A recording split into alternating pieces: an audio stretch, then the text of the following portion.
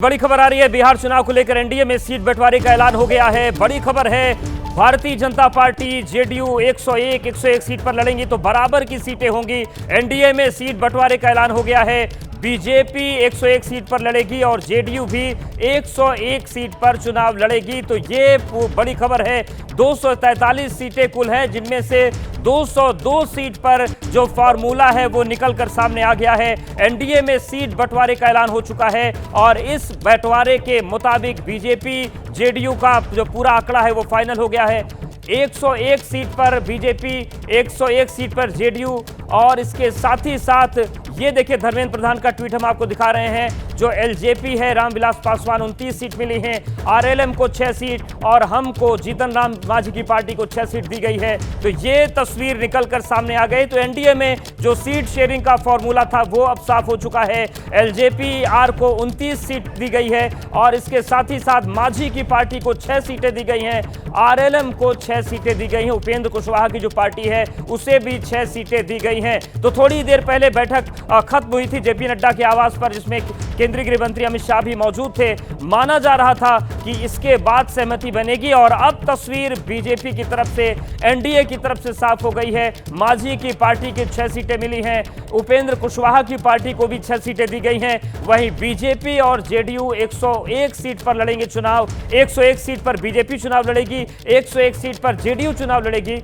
और एलजेपी को 29 सीटें दी गई हैं। अंकित गुप्ता हमारे साथ जुड़ गए हैं। अंकित, ये जो सीट शेयरिंग का फॉर्मूला था ये पेच के रूप में फंसा था, अब तस्वीर एनडीए की तरफ से बिहार में साफ हो गई है।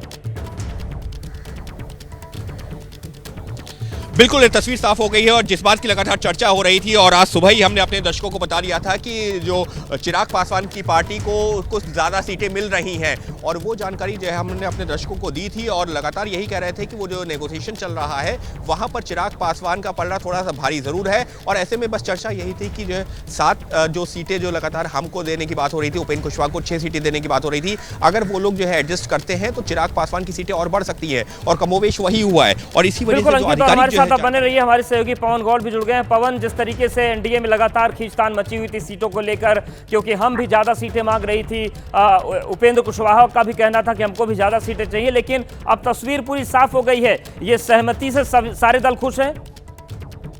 देखिए, जाहिर तौर पर जिस तरह से पिछले कुछ दिनों से लगातार आप अपनी बात पूरी करिएगा, लेकिन हम तस्वीरें भी दिखा देते हैं। बीजेपी मुख्यालय की तस्वीर आपको हम दिखा रहे हैं। प्रधानमंत्री नरेंद्र मोदी वहां पर पहुंचे हुए हैं। तो एनडीए में सीट बंटवारे का ऐलान हो गया है और ये एक महत्वपूर्ण तस्वीर बन रही है। केंद्रीय चुनाव समिति की जो बैठक है उसमें हिस्सा लेने के लिए पहुंचे प्रधानमंत्री, राष्ट्रीय अध्यक्ष जेपी नड्डा उनका स्वागत कर रहे हैं। तो केंद्रीय चुनाव समिति की बैठक है और उसमें शामिल होने के लिए प्रधानमंत्री नरेंद्र मोदी बीजेपी मुख्यालय पहुंचे हुए हैं। और ये जो पूरी तस्वीर है, बिहार तैयार है एनडीए सरकार बनाने के लिए। धर्मेंद्र प्रधान की तरफ से भी ट्वीट सामने आया है, एक्स पर पोस्ट किया गया उनकी तरफ से। तो देखिए, ठीक जो केंद्रीय चुनाव समिति की बैठक है उससे ठीक पहले औपचारिक ऐलान बिहार में सीट शेयरिंग को लेकर कर दिया गया है और अब तस्वीर पूरी तरीके से साफ हो चुकी है। केंद्रीय चुनाव समिति की बैठक में तमाम रणनीतियों पर चर्चा होगी, लेकिन उससे कुछ ही मिनट के पहले धर्मेंद्र प्रधान की तरफ से एक्स पर एक पोस्ट आया और उसमें बिहार चुनाव को लेकर जो सीट का फॉर्मूला था वो जनता के सामने रख दिया गया है।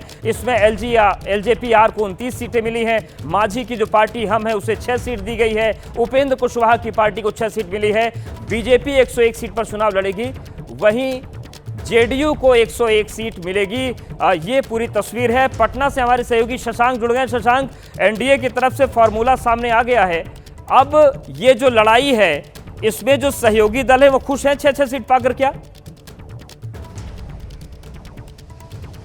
देखिए, दिल्ली में लगातार बैठकों का दौर जारी था और बीजेपी शीर्ष नेतृत्व पूरे मामले में जो है नज़र बनाए हुए था। बीजेपी की टॉप लीडरशिप जो है सहयोगी दलों से लगातार जो है उन लोगों की तरफ से बात की जा रही थी, तब जाके ये फार्मूला सामने आया है।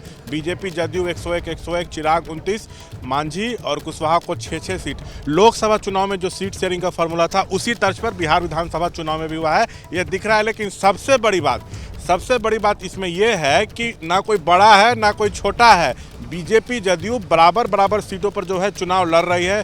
वहीं जदयू की तरफ से लगातार ये दावा किया जा रहा था कि हम लोग ज़्यादा सीटों पर लड़ेंगे, लेकिन ऐसा हुआ नहीं है। ऐसा पहली बार बिहार विधानसभा चुनाव में होने जा रहा है कि बीजेपी और जदयू जो है वो बराबर बराबर सीटों पर लड़ रही है। आप याद कीजिए, जब 2020 का विधानसभा चुनाव हुआ था तो एनडीए में जदयू को 122 सीट मिली थी।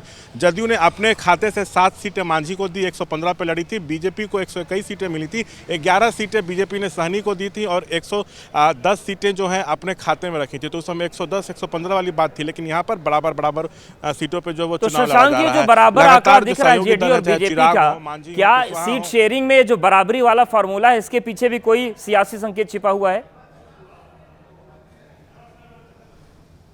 ये सीधा मैसेज है, ये सीधा मैसेज है कि बिहार में अब बीजेपी जो है छोटे भाई की भूमिका में नहीं है। आप ध्यान रखिए, जदयू बिहार में तीसरे नंबर की पार्टी है, बीजेपी जो है सबसे ज़्यादा विधायक रखी हुई है और उसने तीसरे नंबर के पार्टी के नेता को बिहार का मुख्यमंत्री बनाया हुआ है। तो इसलिए अब सीधा मैसेज ये जदयू को है कि अब हम भी आपके बराबरी में हैं। जी